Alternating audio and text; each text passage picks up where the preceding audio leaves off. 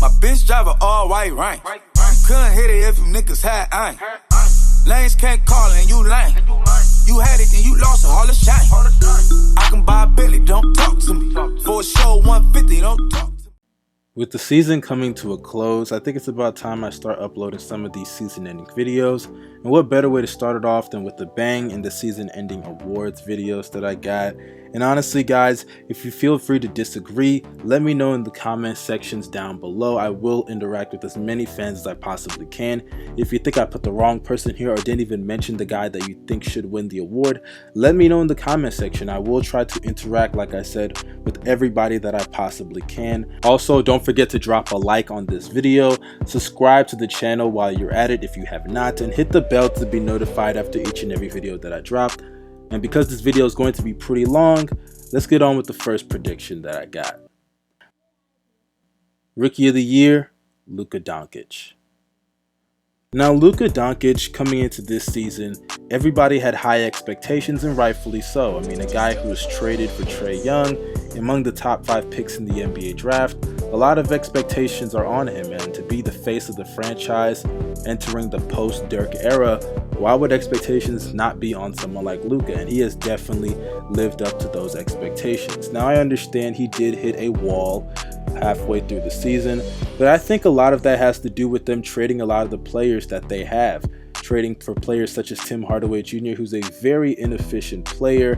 Dennis Smith Jr. also missed some time, whether it was due to injury or due to being traded, like I said before. DeAndre Jordan was also traded, but still, despite that, Luka Doncic put up excellent numbers for any player in the NBA, averaging 21 points, 8 rebounds, and 6 assists, as well as a steal, while shooting 42 to 43% from the field, around 32 to 33% from 3, and as well as 71% from the free throw line. And when you consider the fact that they are 9 games better from the previous season, and the fact that for a good chunk of the year they were in the playoff race. People forget, for like the first 30 to 20 games they were in the playoff picture, and obviously they're not anymore as they are having a losing record and they will be in the lottery. But at the end of the day, Luka has definitely helped this team be better than they were the year before. And I know a lot of people are going to point out Trae Young, and I do understand. Trae Young in the second half of the season was the best rookie on the planet, putting up very good numbers. But at the end of the day, let's be real here. I love Trae Young. He's a great young player coming up and ascending. But Luka Doncic, from the beginning till the end of the season, was the best rookie. And even though in the second half, like I said, he struggled, he still put up great numbers for any player in the NBA. And he suffered, like I said, due to the trades. Trae Young was on a consistent roster throughout the whole season. Luka Doncic had to adjust to the teammates that he had, and some of those teammates, to be nice, they were a little suspect. But despite all that, I definitely have Luka Doncic winning the Rookie of the Year. Sixth Man of the Year, Lou Williams.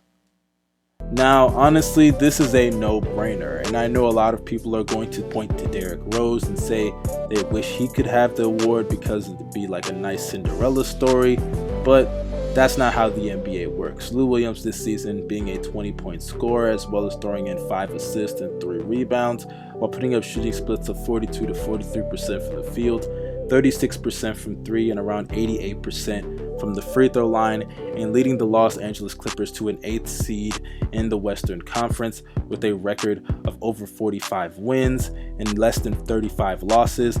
You definitely have to give props to Lou Williams of leading this team. And I understand that they are not, the greatest team on the planet, and they are not some team that's top 5 in the NBA. But despite all that, no one expected the Los Angeles Clippers to make the playoffs, especially considering the fact that they traded their best player. This is a team that's coming off of the era of Blake Griffin, Chris Paul, DeAndre Jordan, and then they also traded their other best player after that era in Tobias Harris, and they're still able to make the playoffs over teams such as the Kings, who on paper you could argue are better rosters, but because they all know their roles and they all have a definite best player, and that is Lou Williams, and he has stepped up in every single way imaginable, coming off of the bench no less. You got to give the award to Lou Williams. To me, it's just really a no-brainer at this point. Most improved player, Pascal Siakam. Now, if you guys remember, I made a video earlier this year where I talked about who should win the most improved player, and I picked D'Angelo Russell. But after going and analyzing some of the other players, I gotta give this award to Pascal Siakam. I mean, look at the name of this award, Most Improved Player. D'Angelo Russell, I definitely think, has improved, especially as a leader, and he has become a lot more mature in terms of his game, and he has become a better scorer and a passer. But I think a lot of that has to do with 1, minutes, and 2, staying healthy unlike last season, and also the fact that, if we're being honest here, D'Angelo Russell is on a team where he does have a bit more freedom to do what he wants than players like Pascal Siakam on a team like the Toronto Raptors. And when it comes to improvement, when you just compare their numbers side by side, Siakam has clearly improved. He's improved in points, going from 7 points to 17, 2 assists to over 3, just under 5 rebounds to nearly 7 a game, and also going from 50% to 55% from the field. And as a shooter, he has definitely improved, shooting nearly 37% from 3, and from the free throw line shooting around 78 to 79%. It's not like I don't think D'Angelo Russell deserves the award, but I just think when you consider the fact that there's actual improvement in Pascal Siakam's game all across the board on every single aspect, offensively and defensively, and he's one of the better defenders in the NBA, you gotta give him this award. Coach of the Year, Mike Budenholzer. Now, the Milwaukee Bucks on every single aspect have gotten better. As a three-point shooting team, they're one of the best teams in the NBA, and defensively, they are the best team in the NBA. I mean, you gotta give props not only to the players for stepping up, but to Mike Budenholzer. I mean, this roster is basically the exact same as it was last year, with the addition, obviously, of Brook Lopez, who has done marvels for that offense because his shooting has really helped that offense and helped stretch that floor and give more space to Giannis Antetokounmpo for him to do Giannis things. And I definitely think a lot of that has to go to Mike Budenholzer. I mean, Jason Kidd, say what you want about him, but he was just not getting it done with this roster. But Mike Budenholzer whipped these guys into shape and not only helped them improve offensively, but defensively as well, as Jason Kidd was not maximizing the defensive pieces that he has on this roster. But players like Malcolm Brogdon stepping up, Eric Bledsoe, and getting the most out of Giannis Antetokounmpo is going to be very fun to watch this team, and Mike Budenholzer coach this team up to their full potential. And honestly, he has to be the coach of the year. At the end of the day, this is a team that was not even projected to be one of the top 4 seeds in the Eastern Conference. With no additions to their roster other than Brook Lopez, Mike Budenholzer came, implemented a system that is very, very beneficial for Giannis Antetokounmpo and even beneficial for the other players on the team. And they are over 60 wins, one of the best teams in the NBA. I'm not going to say they are the best team because even though their record suggests that, we all know who the real best team is, but still, nonetheless, they are among the top 3 teams in the NBA. And honestly, they have a shot to do a lot of things in the playoffs that people are not expecting them to do, and a lot of that credit has to go to Mike Budenholzer. Defensive Player of the Year, Giannis Antetokounmpo.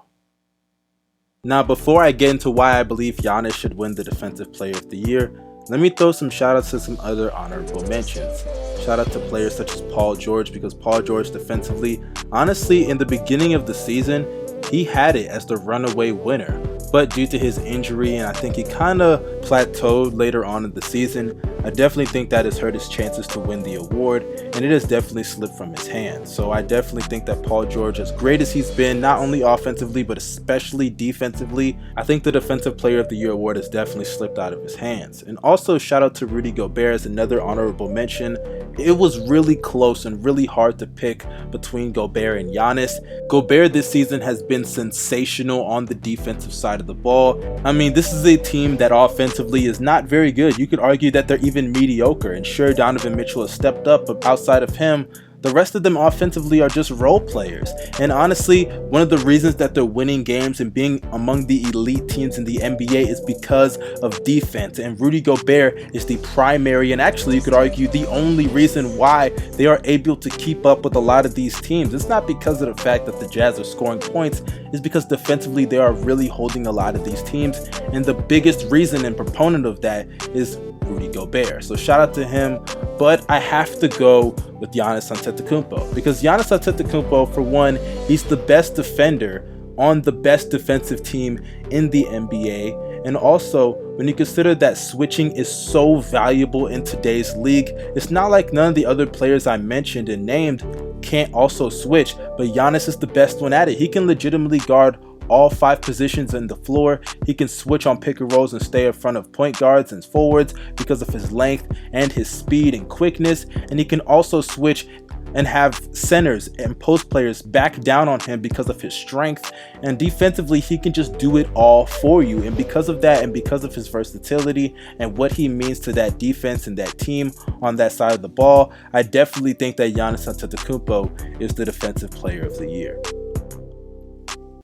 MVP, Giannis Antetokounmpo.